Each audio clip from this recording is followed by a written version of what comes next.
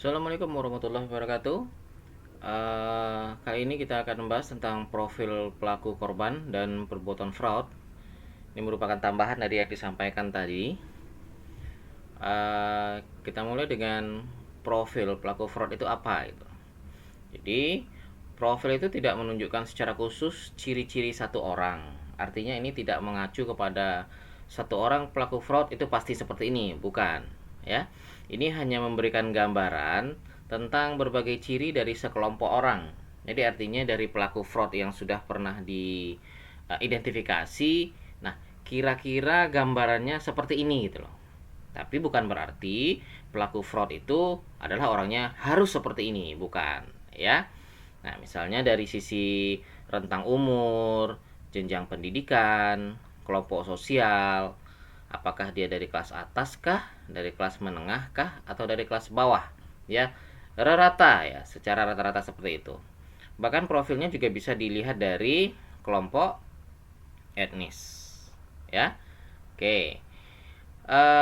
Profiling ini merupakan upaya untuk mengetahui profil dan mendeteksi mulai dari faktor keturunan, segi bentuk fisik tubuh, ciri psikologis dan psikiatris. Ya, tujuannya apa? Tujuannya adalah untuk memudahkan penangkapan pelaku dan mungkin saja untuk memudahkan mengidentifikasi pelaku, kemudian seterusnya untuk mencegah terjadinya fraud. Oke. Dikatakan bahwa pelaku fraud atau fraudster itu biasanya adalah laki-laki gendernya, kemudian berkulit putih, kemudian berpendidikan. Ya, dalam artian berpendidikan ini berpendidikan tinggi ya, misalnya sarjana dan seterusnya. Kemudian risk taking, artinya orangnya berani ngambil risiko. Ya. Kemudian sifatnya egois dan ingin mengetahui aja, ya, atau bahasa gaulnya adalah kepo, ya. Misalnya dia menyediakan waktu khusus untuk menanyakan SPI perusahaan. Pokoknya dia pengen tahu aja gimana SPI perusahaan ini, gimana SPI perusahaan. Jadi dia mempelajari banget ya bagaimana sistem pengendalian internal perusahaan. Mungkin bertujuannya bukan untuk memperkuat SPI, tapi untuk mencari kelemahan-kelemahan atau titik-titik lemah SPI itu di mana yang bisa dimanfaatkan untuk melakukan tindakan fraud. Kemudian keinginan untuk mengabaikan aturan juga merupakan ciri dari pelaku fraud ini atau fraudster. Ya, dia suka mengabaikan aturan. Ya, kalau seandainya ada prosedur yang harus dijalankan, dia suka sekali mencari jalan pintas ya untuk mencapai tujuannya. Kemudian fraudster ini rata-rata memberi kesan bahwa ia adalah seorang pekerja keras. Pekerja keras dalam artian workaholic ya, bekerja terus. Bahkan dia terkadang sering menyendiri seperti yang disampaikan pada materi sebelumnya bahwa dia bersedia lembur untuk menyelesaikan pekerjaan yang banyak, nggak mau berbagi, ya takut ketahuan apa modusnya. Oke, sehingga karena dia bersedia bekerja lembur, terkesan dia setelah seorang pekerja keras. Kemudian dia sangat termotivasi dengan pekerjaan-pekerjaan yang memberikan hadiah, yang memberikan reward yang sifatnya materi. Kemudian suka menghambur-hamburkan uang secara teratur, ya. Ini juga terkait dengan dengan lifestyle-nya, dengan gaya hidupnya, ya, extravagant lifestyle yang kita bahas materi sebelumnya. Dan sering melakukan komplain, ya, atau sering mengeluh karena diperlakukan tidak adil. Oke. Kemudian lagi suka menganggap orang lain korup. Nah, mungkin untuk menutupi uh, betapa korupnya dia menuduh orang lain, ya, suka melakukan korup. Dan suka menganggap pimpinan dan auditor adalah musuh. Kenapa? Ya karena memang tugas dari pimpinan dan auditor tentu saja berlawanan dengan keinginannya untuk mendobrak pengendalian internal untuk melakukan fraud, sehingga orang-orang ini adalah memang merupakan musuhnya. Oke. Dalam perspektif lain, siapakah pelaku fraud ini atau profil fraudster ini bisa dilihat dari sektor profit dan sektor non profit. Nah, dari beberapa survei yang dilakukan oleh beberapa entitas, beberapa lembaga, ya, itu disimpulkan kira-kira typical profile-nya itu seperti apa. Nah, ini kita lihat yang pertama adalah typical profile dari profit sector atau sektor profit. Jadi menurut PwC, ya, PwC, PricewaterhouseCoopers Global Economic Crime Survey tahun 2006 di Australia, itu 87% fraudster itu adalah laki-laki.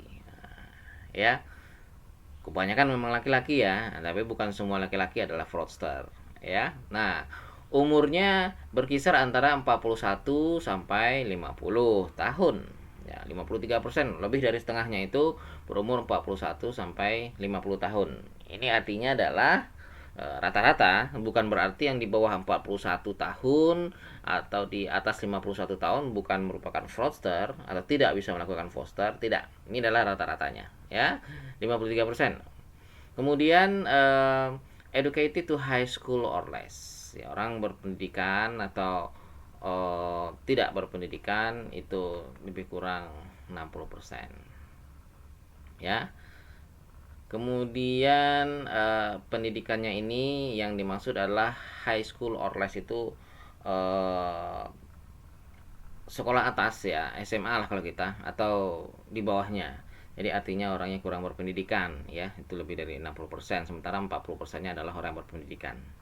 Hasil ini bisa saja berbeda dengan hasil yang tadi karena ya tergantung dari tergantung dari sampelnya dan kondisi dari daerah tertentu. Ya, oke.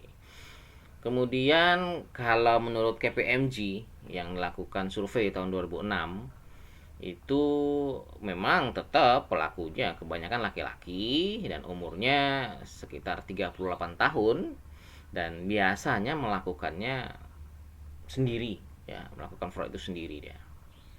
Dan dia bukanlah merupakan karyawan ya, dia adalah merupakan non management employee ya, karyawan yang bukan terlibat dalam manajemen. Kemudian biasanya bekerja sekitar 5 tahun ya, sudah bekerja selama lebih 5 tahun atau lebih, dan pada posisi yang ada saat ini itu rata-rata sudah 3 tahun ya, at the time of detection. Jadi artinya ketika dia teridentifikasi melakukan fraud, dia berada pada posisi yang saat ini, jabatan saat ini itu lebih kurang 3 tahun lah. Nah, kenapa demikian? Ya karena dia memang butuh waktu untuk mempelajari situasi, butuh waktu untuk mempelajari titik lemah SPI yang dia kepoin tadi. Nah, ini lebih kurang 3 tahun lah. Kemudian motivated by greed ya, termotivasi mereka melakukannya karena keserakahan ya, penyalahgunaan dana itu rata-rata kalau dalam US ya, US dollar itu sekitar 219.707 US dollar ya, ada rupiahkan sajalah pada kondisi sekarang. Oke. Nah, kemudian detected by agencies internal control 12 months after the commencement of the fraud. Artinya apa? Artinya dia terdeteksi itu setelah kira-kira melakukan fraud itu selama 12 bulan. Jadi tidak terdeteksi langsung ya, melakukan fraud langsung terdeteksi tidak. Jadi sekitar setelah 12 bulan melakukan fraud baru terdeteksi ya. Sementara kalau untuk not for profit sector atau sektor non profit itu BDO's not for profit survey tahun 2006 juga. Nah, itu agak berbeda sedikit. Pelakunya utamanya adalah wanita.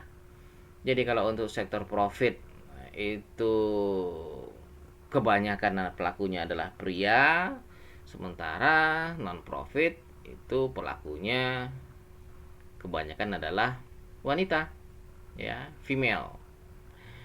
Umurnya lebih kurang 40 ya, atau 40-an tahun. Kemudian paid not accounting employee bukanlah merupakan karyawan yang terlibat di bidang accounting, ya. Kemudian hanya 15% itu yang melakukannya secara volunteer, ya.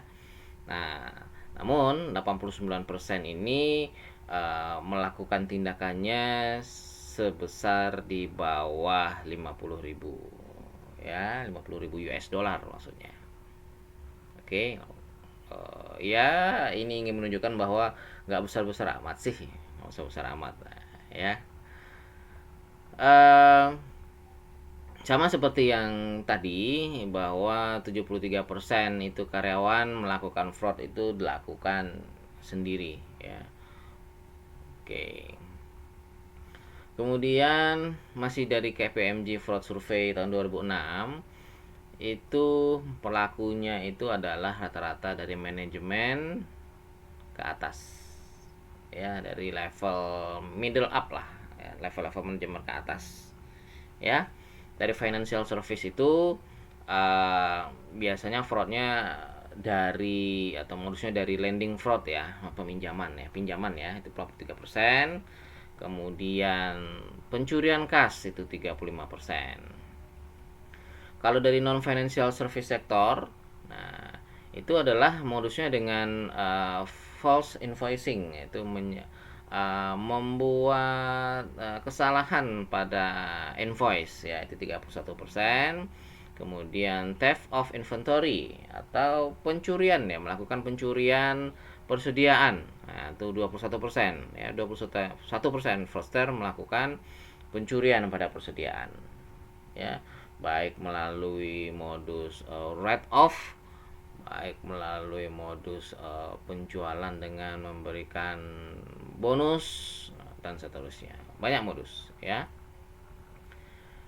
Kemudian kalau non manajemen, nah, apa saja modus-modus karyawan non manajemen yang melakukan fraud, ya, kalau dari financial service, ya, false invoicing, kemudian theft of tangible asset, ya, melalui pencurian aset yang tidak berwujud, kemudian theft of cash, ya, melalui pencurian cash. Nah, sementara 18%, ya. Sementara kalau yang non financial service yang terbesar itu adalah pencurian kas, ya. Yang financial service justru melalui kasnya itu yang terkecil. Kenapa? Mungkin karena kalau mereka dalam financial service itu memang disorot sekali pekerjaan financial service, sehingga agak sulit, ya, untuk melakukan fraud di sana. Sementara non financial service justru theft of cash-nya yang paling besar modusnya, ya, pencurian kas. Kemudian pencurian inventory itu 20%. Kemudian yang paling bawah itu adalah unauthorized manipulations of computer data. Ini adalah manipulasi data komputer yang tanpa otorisasi. Ini 17%. Ini bisa jadi salah satunya adalah memang kalau untuk unauthorized manipulations of computer data ini memang dibutuhkan skill tertentu untuk memanipulasi data komputer. Tidak seluruh orang memahami bagaimana cara memanipulasi data komputer. Untuk memahami bagaimana penggunaan saja, nah, itu butuh effort. Nah, apalagi untuk memanipulasinya, ya. Ini memang khusus orangnya. Oke, berikutnya, what are the three components of every fraud? Apa sih tiga komponen fraud itu? Jadi dalam setiap pelaku fraud, dalam setiap tindakan fraud itu ada tiga komponen ini loh. Nah, yang pertama adalah the theft, assets are taken, artinya pencurian, ya. Komponennya adalah memang merupakan pencurian. Nah, asetnya itu memang yang dibawa asetnya, ya. Nah, concealment, hide it from others, artinya apa? Tindakan fraud itu biasanya memang tersembunyi, ya, diam-diam. Orang lain nggak tahu, kan memang sifatnya seperti itu. Kemudian yang terakhir adalah conversion, spend or convert to cash and then spend, artinya apa? Apapun yang diambil itu nanti akan dikonversikan ke dalam kas dan kemudian dihabiskan, ya. Tetap seperti itu, ya. Memang wajarnya, memang layaknya memang seperti itu. Oke. Nah, Berikutnya, apakah faktor-faktor yang dapat meningkatkan opportunity atau kesempatan atau peluang untuk melakukan fraud? Nah, apa aja faktornya? Pertama adalah kemampuan untuk memahami, kemampuan untuk terlibat dalam internal control. Ya, itu bisa meningkatkan peluang karena ketika dia terlibat dalam internal control, kemudian memahami internal control dan berniat jahat untuk mengamati titik lemah dan memanfaatkan titik lemah dari internal control tersebut, itu adalah merupakan peluang bagi fraudster. Kemudian inability to judge performance, ya artinya apa, dia nggak mampu untuk mencapai kinerja. Kemudian failure to discipline prior fraud, ya gagal, ya gagal, adanya kegagalan untuk apa namanya, fraud terdahulu yang sudah terjadi, itu tidak ada tindakan apapun gitu. Jadi tidak ada tindakan daripada entitas itu pada perusahaan itulah misalnya, tidak ada tindakan-tindakan yang membuat jera atas tindakan fraud yang terdahulu, ya artinya itu merupakan peluang bagi pelaku fraud berikutnya karena eh, dia merasa wah kalau ketahuan juga tidak apa-apa gitu, ya. Kemudian lack of access to information, karena kurangnya akses terhadap informasi, ya. Kemudian ignorance, apathy, dan incapacity, artinya orang yang pelaku fraud ini atau faktor-faktornya adalah adanya mengabaikan pengendalian internal, kemudian orang-orang yang tidak memiliki kapasitas juga dalam pekerjaannya juga merupakan faktor yang meningkatkan kesempatan untuk pelaku fraud. Kemudian lack of an audit trail, artinya apa? Artinya dalam perusahaan itu kurang adanya penelusuran audit, artinya bisa dikatakan memang pengendalian internalnya lemah, kemudian sulit untuk melakukan penelusuran atas prosedur-prosedur pekerjaan yang dilakukan, ya sulit melakukan pelacakan, ya penelusuran. Nah itu faktor-faktor yang meningkatkan eh, kesempatan untuk melakukan fraud. Ya intinya di pengendalian internal ini, ya. Oke, ini referensinya KPMG, PwC, Non-Profit BDO, dan Albrecht. Demikian saja. Terima kasih. Assalamualaikum warahmatullahi wabarakatuh.